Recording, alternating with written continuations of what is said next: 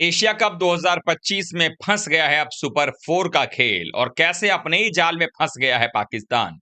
किस तरह से सब कुछ क्लियर नजर आ रहा था ग्रुप बी में भी सुपर फोर के क्वालिफिकेशन का रास्ता, वहां पर तो फंसा ही फंसा है। लेकिन ग्रुप ए में भारत जहां क्वालिफाई कर चुका है, वहीं पर पाकिस्तान और यूएई के बीच में क्वार्टर फाइनल जैसी जंग होने वाली है। तो आखिरकार किसको फायदा मिलने वाला है और जो कुछ भी पिछले कुछ दिनों में हुआ है उससे क्या बदलने वाला है, कैसे सुपर फोर का खेल अब रोमांचक हो गया, ये सब कुछ आपको जानने को मिलेगा इस वीडियो में। दरअसल एशिया कप 2025 में एकमात्र टीम जो सुपर फोर के लिए क्वालिफाई कर चुकी है, वो एकमात्र टीम है भारत की।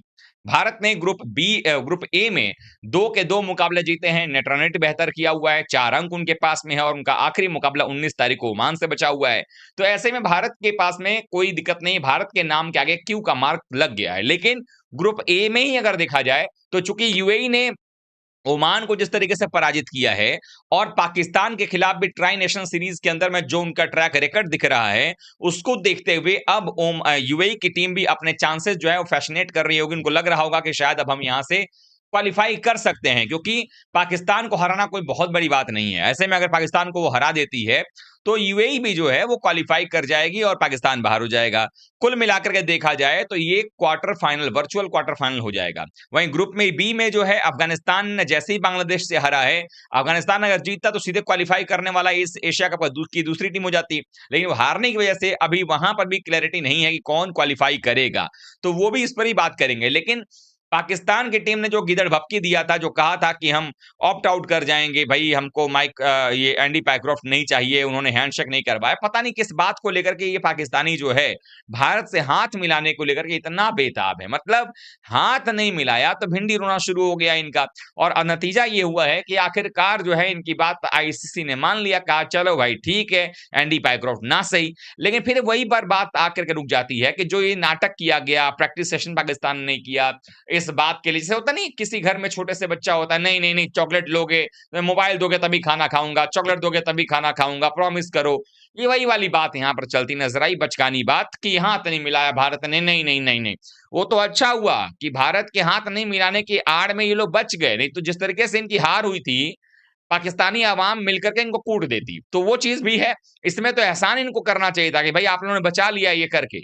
लेकिन अब सवाल ये है कि एंडी पैक्रॉफ्ट की जगह कोई दूसरा ही मैच रेफरी आएगा तो क्या वो भारत पर दबाव डाल देगा कि नहीं नहीं आप हाथ मिलाओ? ऐसा नहीं है, क्योंकि भारत हाथ नहीं मिलाएगा तो नहीं मिलाएगा। और अब तो बात और भी बढ़ गई है।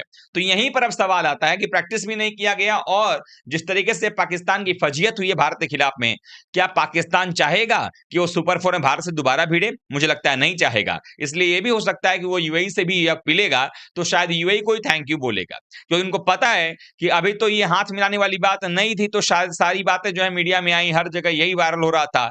लेकिन जब 21 तारीख को अगर वो क्वालिफाई करता है तो भारत का मुकाबला होगा दुबई में फिर से, और फिर से भारत जब इनको कूटेगा तो उस समय तो ये ऑलरेडी पता है लोगों को कि हम भारत हाथ नहीं मिलाएगा।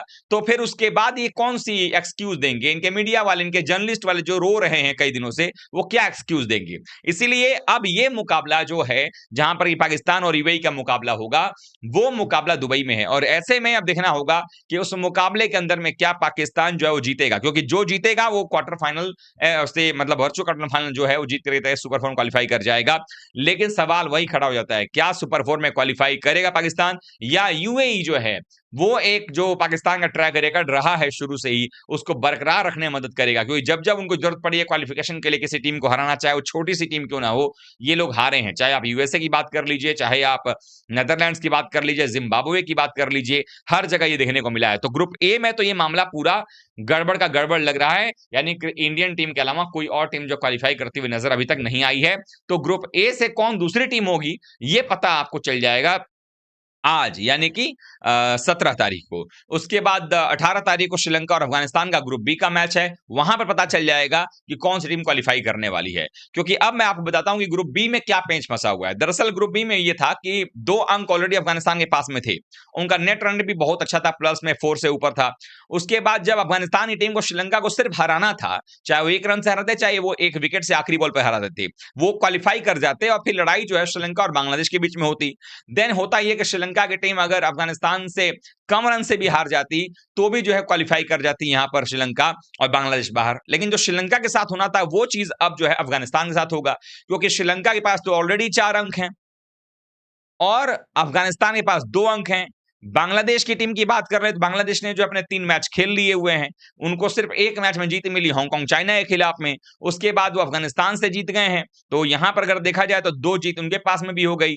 लेकिन श्रीलंका से वो हारे हुए हैं, तो 2 जीत यहां पर, तो 4 अंक श्रीलंका के पास हैं, 4 अंक बांग्लादेश के पास में है और अफगानिस्तान के पास 2 अंक हैं। अब अफगानिस्तान के पास 2 अंक और जुटाने का जो मौका होगा, वो होगा 18 तारीख को जब वो उतरेंगे श्रीलंका के खिलाफ। ऐसे में अफगानिस्तान को किसी भी हाल में जीतना पड़ेगा, क्योंकि अगर अफगानिस्तान जीतेगा श्रीलंका से, चाहे वो 1 रन से जीते, 2 रन जीते, जो नेट रन रेट है वो अफगानिस्तान का इतना बेहतरीन है कि वो नेट रन रेट के आधार पर श्रीलंका और बांग्लादेश को पीछे छोड़ते हुए पहले तो क्वालिफाई कर जाएगा। फिर दूसरे नंबर की टीम का जो है वो लेखा जोखा लिख दिया जाए, कौन सी टीम जाएगी, क्या वो श्रीलंका होगी क्वालिफाई करके अफगानिस्तान के साथ, या वो बांग्लादेश। अगर आप नेट रन रेट देखेंगे उस हिसाब से श्रीलंका की टीम जो है वो क्वालिफाई कर सकती है, लेकिन वो डिपेंड करेगा कितने रन से आप हारते हो या कितने ओवर रहते हारते हो, क्योंकि ये मैच रोमांचक होने की पूरी उम्मीद है। और ऐसे में अगर श्रीलंका की टीम हारती भी है तो भी वो 4 अंक उसके पास होंगे। नेट रन रेट फिर भी मुझे लगता है कि बांग्लादेश से ऊपर होगा। तो उस केस में अगर देखा जाए तो श्रीलंका की टीम अफगानिस्तान के साथ क्वालिफाई कर जाएगी, बांग्लादेश बाहर हो जाएगा। क्योंकि बांग्लादेश ने जो हांगकांग चाइना को हराया था, वो मैच में भी वो काफी देर तक 18वें ओवर तक गए थे गेम को लेकर के। वहीं अगर देखा जाए तो अफगानिस्तान के खिलाफ भी सिर्फ 8 रन की जीत मिली है। तो कुल मिलाकर देखा जाए तो पॉइंट्स टेबल में भी जो हालात बनते नजर आए हैं उसके मुताबिक अगर हम बात करें तो वहां सूरत हाल ऐसा है कि कोई भी टीम यहां पर श्रीलंका अफगानिस्तान दोनों जा सकती है, बांग्लादेश भी जो है वो जा सकता है। लेकिन अगर आपसे पॉइंट टेबल पर बात करेंगे तो आपको समझ में आएगा कि श्रीलंका के पास में 1.546 का नेट रन रेट है, बांग्लादेश के पास माइनस में नेट रन रेट है और अफगानिस्तान के पास प्लस 2.150 है। तो अफगानिस्तान जीतेगा तो नेट रन पॉजिटिव में अच्छा रहेगा। श्रीलंका अगर हारता भी है, मान ली 10 रन से हार गया, 15 से हार गया, इससे बड़ा अंतर नहीं होगा, तो भी उसका नेट रन जो पॉजिटिव में ही रहेगा। लेकिन अगर आप देखेंगे बांग्लादेश को, तो 3 मैच ऑलरेडी खेल चुके, उनके हाथ में कुछ भी नहीं है, उनके पास माइनस में नेट रन है। तो बांग्लादेश की निगाहें जो होंगी, उनके फैंस की निगाहें श्रीलंका और अफगानिस्तान का 18 तारीख को होने वाले मुकाबले पर होंगी। क्योंकि अगर वहां पर श्रीलंका 10 रन, 15 रन, 20 रन से भी हार जाता है अफगानिस्तान से, तो भी श्रीलंका बेहतर नेट रन रेट के आधार पे अफगानिस्तान के साथ क्वालिफाई कर जाएगा। और अफगानिस्तान के साथ तो प्रॉब्लम नेट रन रेट का है ही नहीं, क्योंकि उनका नेट रन रेट ही प्लस 2.150 पे है। तो इसीलिए, लेकिन सिर्फ सिंपल ये है कि अफगानिस्तान को मैच जीतना पड़ेगा किसी भी हाल में। अगर अफगानिस्तान की टीम जो है मैच नहीं जीतती है तो फिर श्रीलंका बांग्लादेश क्वालिफाई कर जाएंगे। अफगानिस्तान अगर जीत जाता है तो श्रीलंका अफगानिस्तान क्वालिफाई कर जाएंगे।